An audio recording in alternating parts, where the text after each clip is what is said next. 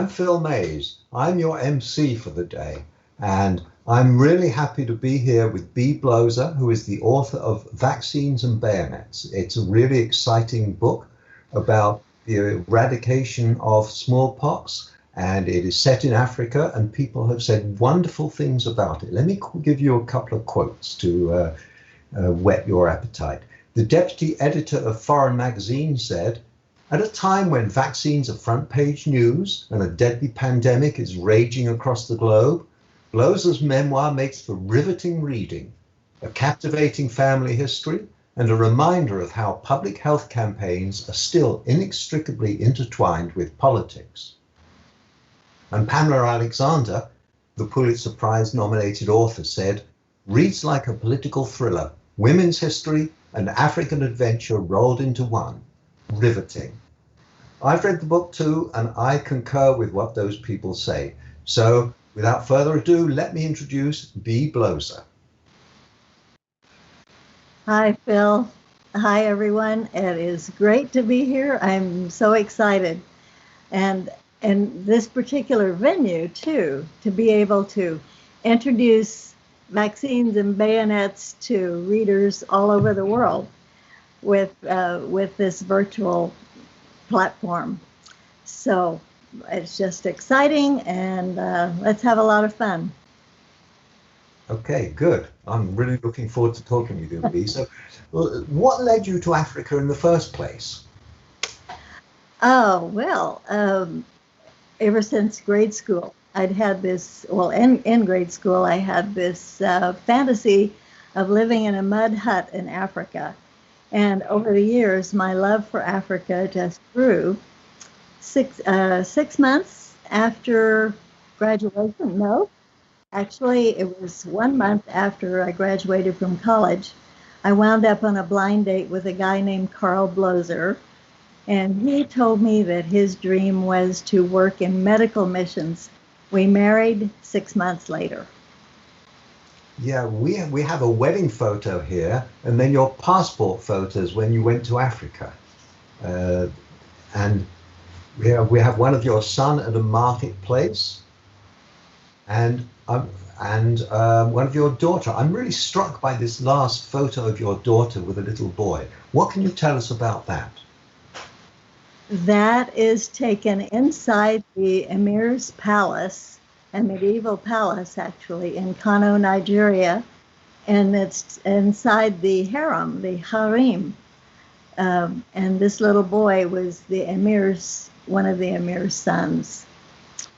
Wow, this is all really, really exotic. And so tell me, what led you to write this book? Well, about 3 months after my husband passed away, died of brain cancer, I was going through his filing cabinets, and one complete drawer of files was letters, cables, reports, even tape letters and so on of our time in Africa. And it just, there was no choice. I had to write the book. And it was something that just had to be done. Right. So it was all these letters and documents that allowed you to write about this in such detail.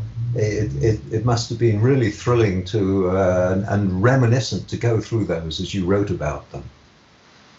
It was very emotional, and sometimes difficult as I was writing. Sometimes the memories refused to stay in the filing cabinet as mere words on a page. Yeah, I can imagine that. And your family, your son was 4 years old and your daughter was only 18 months when you went there. You've got some photos of them, I believe. Yes, they were really young, that's for sure. They look it, yes.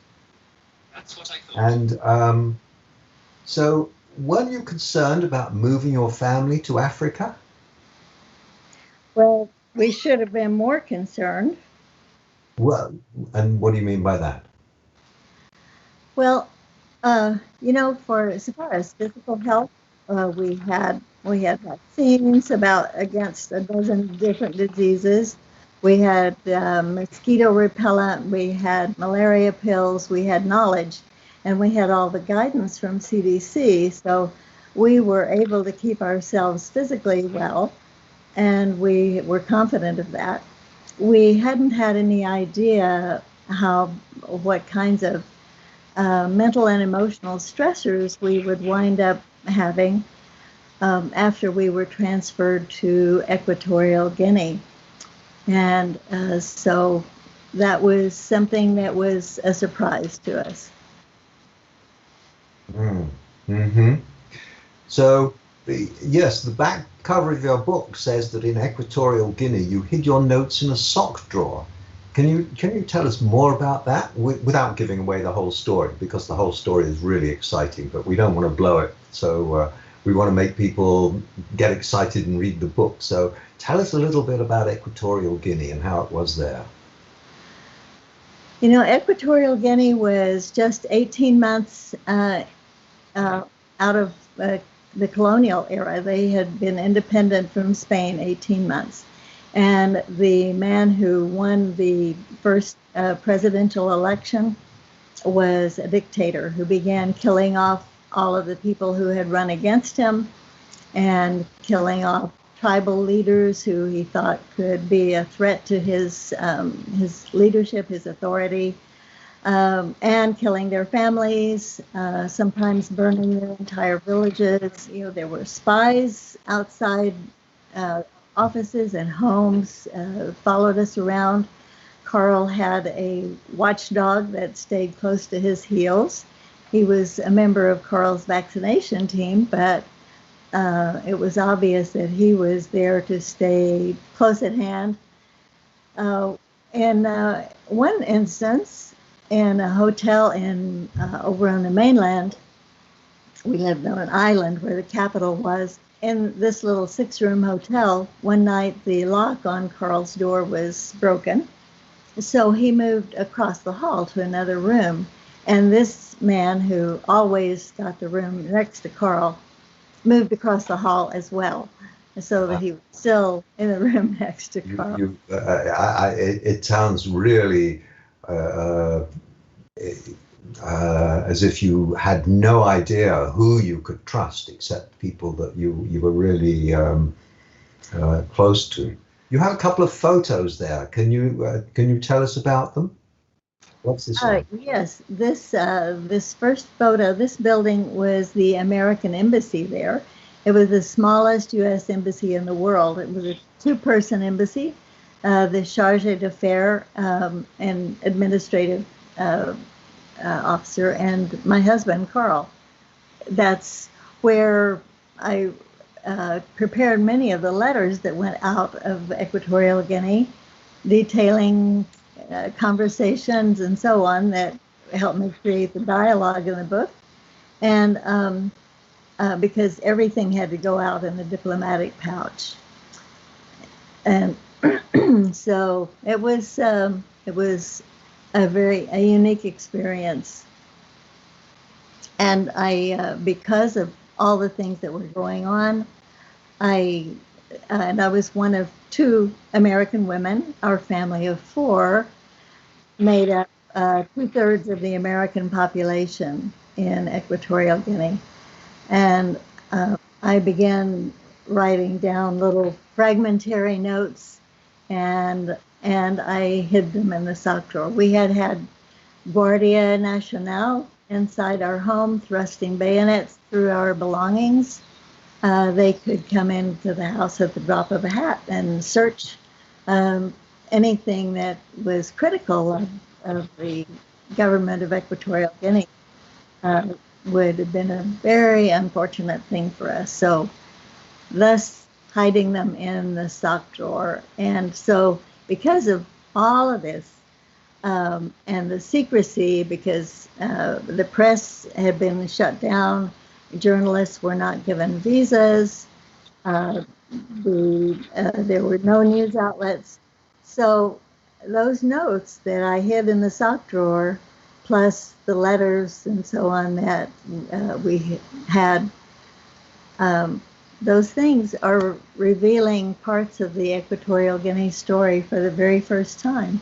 You must have been living on the edge for this whole period in Equatorial Guinea. Now you say you're telling this story for the very first time. I knew nothing about Equatorial Guinea. I had to look it up on a map. In fact, let's see. You were in. We'll put the map up. You were in 3 West African countries. First of all, you were in Nigeria. And then you were in Equatorial Guinea, and then you moved to Cameroon. And the Equatorial Guinea is the bit that you've just been talking about, where everybody was watching you all the time. And that must have been a very tense experience during that entire time. It's quite an exciting story. So, but you weren't there the whole time.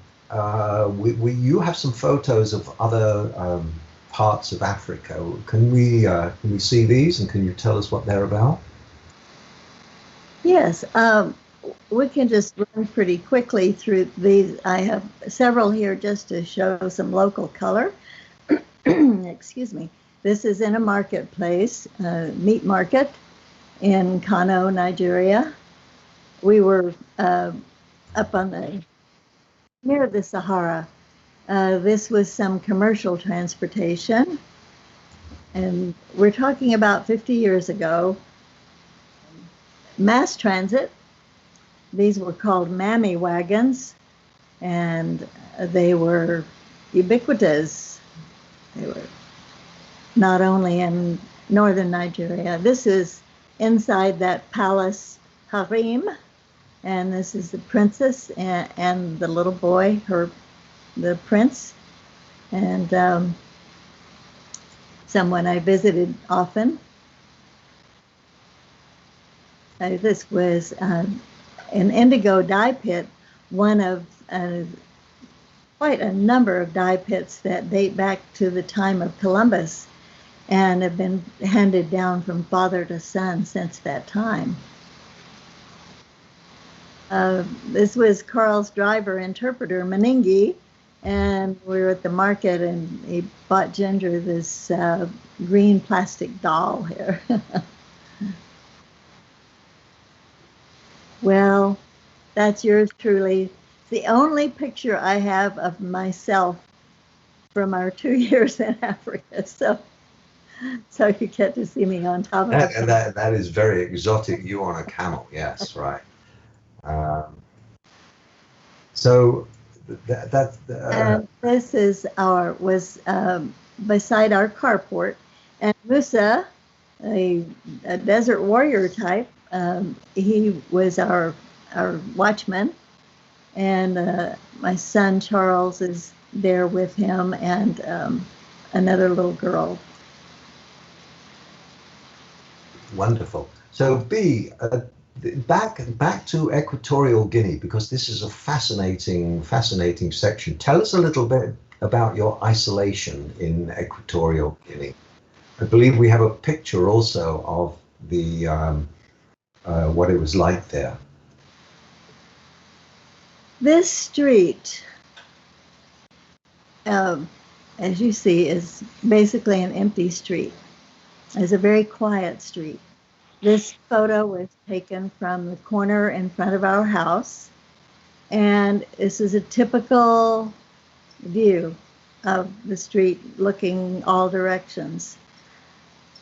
Now, we've just come through a period with the pandemic where we've had empty streets and the town being very quiet. That was because of disease, and it was a little unsettling. It was strange. There's another kind of quiet, with something, a peaceful meadow or something. This emptiness and the empty street, quiet street, was because of fear, because of all of the atrocities that were going on, and the fact that Messias Nguema, the president, the dictator, was meting out such horrors that people did not feel free to be out and about to any great extent. The president prohibited any contact with for local people to have any contact with foreigners, and so we weren't able. It was a huge disappointment to me because I had not. My dream was not to be in an American bubble, and we were not allowed to even make eye contact. The locals would not even make eye contact with us. They would cross the street to avoid walking near because somebody watching could accuse them of interacting with a foreigner. Well, that must have made it really difficult to implement the eradication of smallpox, the program that you and Carl were there to do. That must have been really difficult. So tell me more about your husband, Carl. Well, Phil, on to the point you just raised, yes, about that's one of the things was that the charge d'affaires had to negotiate with Macias for Carl to be able to talk to his vaccination team members. It was just bizarre. It was a tiny capital, tiny country, isolated in an isolated country. So you have some really interesting video of Carl at work here. Could we see that? Yes. Before we look at that, I want to show a picture that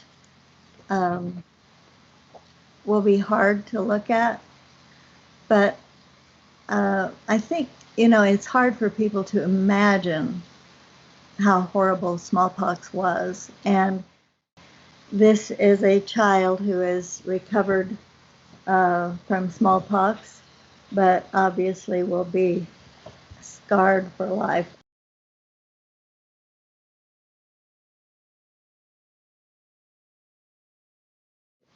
Gives you a sense of why the passion that the smallpox eradicators had.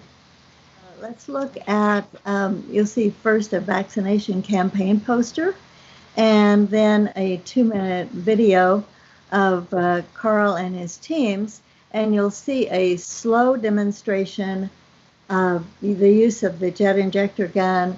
You'll see other vaccination with the needle, and then you will see people going through the line. With the jet injector, they could vaccinate 1,000 people an hour. You'll see kind of a taste of several different things there. That's an amazing rate. That's one person every 3.6 seconds. That's okay. Let's see this video.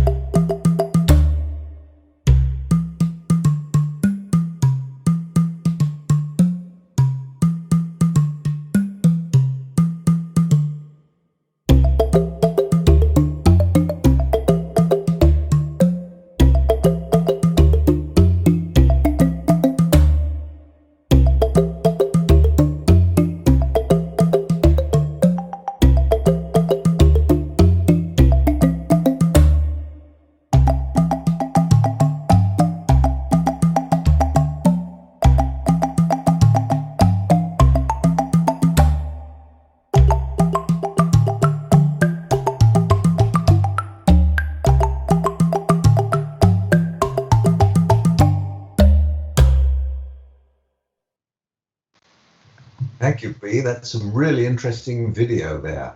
And I believe you also have a picture of one of the very last smallpox cases in the world, along with some other photos from Carl's work in Bangladesh.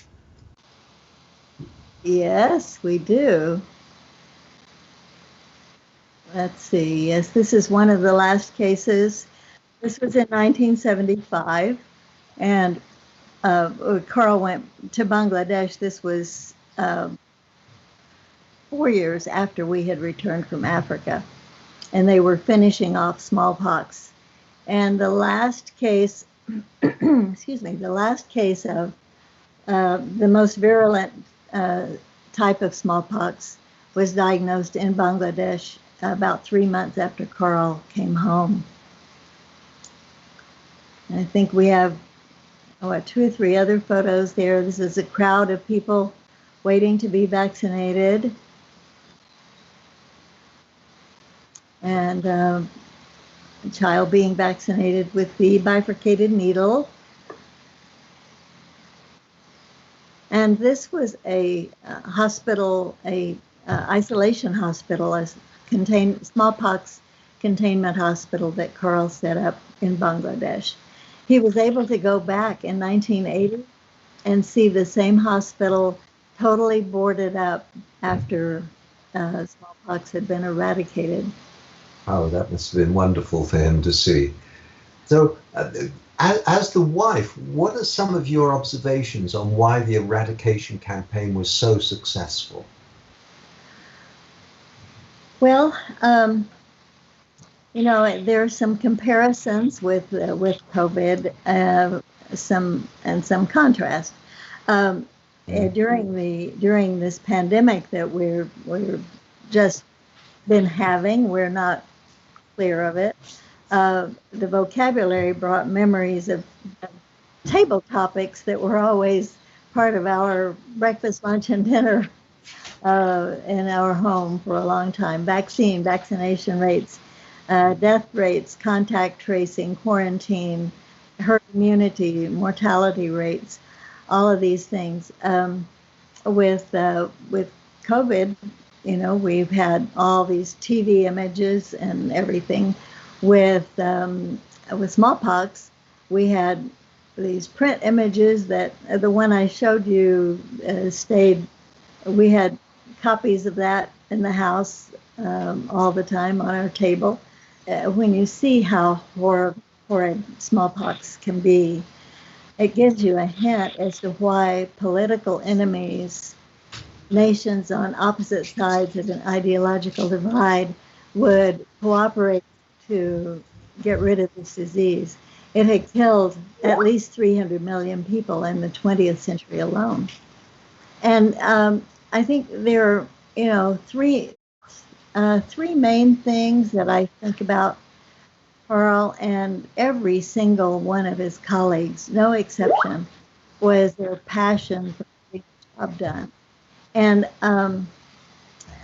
they had that passion. They had absolute confidence that they could do it. One of the Surgeon Generals later said that these people were so young, they just didn't know that it couldn't be done. And the other thing was their creativity in finding ways around and through every single obstacle. And there were many, many obstacles.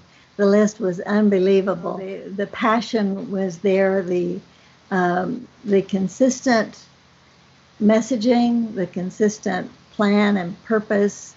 It was very laser focused. Now, of course, there are some things that are other things that made the smallpox campaign so successful. And remember, I'm talking as a layperson. I'm not a doctor or a biologist. Smallpox had no animal vector. There's no asymptomatic transmission. And in addition to that, the symptoms were easily recognized. And the World Health Organization had an identification photo with showing the active disease, not the spots. And they were everywhere. in every nook and cranny of the planet. Have you seen anyone who looks like this? Have you seen anyone who looks like this? But I'd like to say something else about viruses, and that is there's some similarities between smallpox and COVID-19. They do what a virus has to do, and a virus moves in, has to borrow cells. It has to borrow your cells. It can't make copies of itself on its own. It has to borrow a cell. And so it comes in kind of like a renter that you didn't realize you were renting to, and hunkers down, and in a frenzy, it starts churning out copies of itself. And then it's churning out all these dozens and dozens and hundreds of copies of itself, and it moves them into all the nearby rooms and apartments, crashes the place, and then, like a bad renter, it moves out and goes across the street, let's say, and moves into a place over there. Once it's finished trashing your place, it just kind of moves out in the middle of the night, and it just continues, so on and so forth. COVID has to do the same thing. Thinking in terms of this renter who's barged into your house, you can bar the doors and lock all the windows and keep them out with vaccines and other preventive measures. They can easily be reintroduced into an unvaccinated population. And but we hope that the samples of smallpox virus that are locked in secure freezers in Atlanta and Russia, that they never escape the laboratory accidentally or otherwise. Yes, that's one of 83 scary things that could happen to us in the future, and yet another thing to worry about. And Phil, I'd like to go back and tell you, talk a little more about Kano, Nigeria. Our first evening there, another family dropped by with some dinner for us and to welcome us, and informed us that, by the way, if we heard kind of little rustling during the night, it could be that a cobra or some other snake had gotten into the house, and they recommended that we might want to follow their lead and keep a pet mongoose to control the snake population. And a number of the people did have cobra visitations in their places quite often. Our gardener came to the door one day with a snake dangling from the tip of his arrow, and said that he had shot this black mamba. Other things were difficult really difficult to be close up with advanced leprosy and with the horrid scars of smallpox. And one thing I wanted to be sure and get in is telling you a little bit about the women and girls being denied education in northern Nigeria and areas like that. That was one of Carl's challenges in the vaccination program there, in that maybe you noticed in that vaccination line, those were all men. Men and women could not be there together, and so they had to have separate vaccination lines. This also led to my most fascinating experience in Kano, because in the old city, so many, and all the women in the old city, I think, and many women in the rest of the area were in purdah. That meant that they were not to be seen by any man outside their immediate family. There were all of these people of the old city, and Carl needed data on the vaccination coverage. He needed to have those scars looked at. And of course, none of the men on his team could go there either. They were all forbidden to go behind those walls. So I spent a fascinating few days with some women from the local health authority, seeing a world that is basically hidden from the outside world. And it was fascinating, but it was troubling that um, none of these women or girls were offered education. It was not considered that they needed to be educated, and so um, that's a very difficult thing. Progress has been made, but as badly as I wanted photos of that day, I couldn't bring myself to pull out my little 110 camera out of the pocket of my dress. Um, That must have been a tremendous culture shock, especially as Nigeria was the first place that you went to. yes, and right. and you arrive there and you run into snakes and purdah and all of that kind of stuff. Uh, it must have been, how prepared were you for that, and how much was a surprise? I was prepared for. No, I wasn't. I started to say I was prepared for the sight of smallpox survivors. I don't think you can be prepared for that. The advanced leprosy. You see pictures of people with leprosy and so on, but when you drive up to Kingsway Supermarket, the British supermarket, and 10 or 12 lepers come scooting themselves up to the and crowd around your car with their begging bowls. Um, some of them with no limbs left, really, um, uh, could just barely scoot themselves and scoot their begging bowl in front of them. Um, I don't know that you can be prepared for those things. B, I understand that despite all that, you're still in love with Africa and you want to go back. Is that right? Yes, it is. Um, I I feel this tug to go back. Um, Everything that happened, we did not want to leave Africa. Uh, we did want to leave Equatorial Guinea, mind you, but I really I would love to go back to Africa. And in fact, before the pandemic hit, I contacted the Peace Corps. This was just a few months before the pandemic, and I contacted the Peace Corps and asked them what the upper limit was, and they said they did not have an upper age limit, but the oldest person who had ever served with them was 86. So I thought, 86. Okay, well, I still have a little time.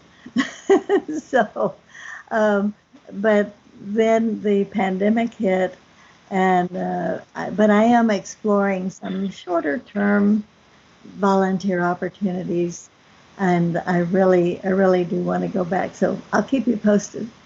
That is really, really inspiring. I am so impressed by what you have done and what you are planning to do in the future. It's quite extraordinary. So people would like to, I'm sure people would love to read your book, and they can go to Amazon and type in Vaccines and Bayonets, and it's also available at Chaucer's here in Santa Barbara. So buy B's book and read it. I can tell you it's a very exciting read. I think it's been really great talking with you, B, and your adventures with Carl are very exciting, and I love that you've put them all down in this book. It's been great. I it was it's just a thrill to have it, and to honor my husband's work, and have a record for my children. And thanks so much for coming and helping me celebrate. And as well as buying the book, tell people about it, direct them to this YouTube page, which will, I believe, still have the video rolling on it. and tell all your friends about this great story.